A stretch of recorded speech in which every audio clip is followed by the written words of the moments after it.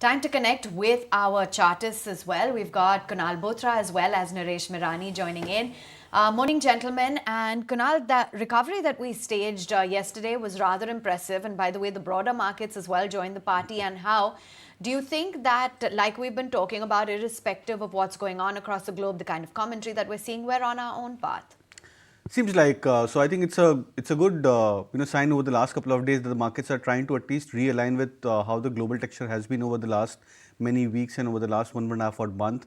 There's been good recovery for our markets in terms of the sector strength. Many of the sectors which were underperforming or had gone through a correction, the metals, for example, PSU stocks, auto indices. I think many of these stocks and on sectors are making a strong comeback for themselves. And what I also like is the strong follow through of price action and the volumes be complementing the move for many of these stocks. It's not that these stocks are moving up higher on the back of thin volumes. There is a strong participation which is clearly visible in terms of the delivery data for many of the stocks. I think that's the encouraging sign. And with the markets getting out in the last couple of days, we've seen one more critical trend is that the defensive sectors or the low beta sectors, the likes of pharma and FMCG, they've taken a bit of a backseat, which means that the markets are going into a risk-on mode.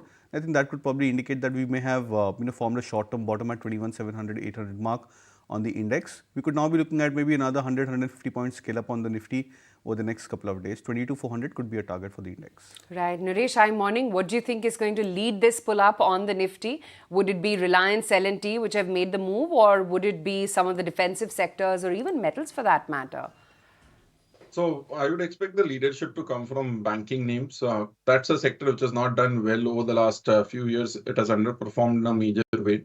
In the short term, also, they've corrected well from the top. So out there, HDFC Bank could make a bounce back. You have ICICI Bank, which can break out. So the whole banking space looks interesting. Then Reliance Industries, which has held on to 2,800, could again go back towards 2,900 mark. So that could be the next one. Metals continue to be a great trade, and the trend is very strong.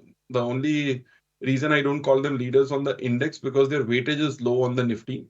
Otherwise, continue to expect further moves in metal names across the board, specifically Hindalco and Tata Steel.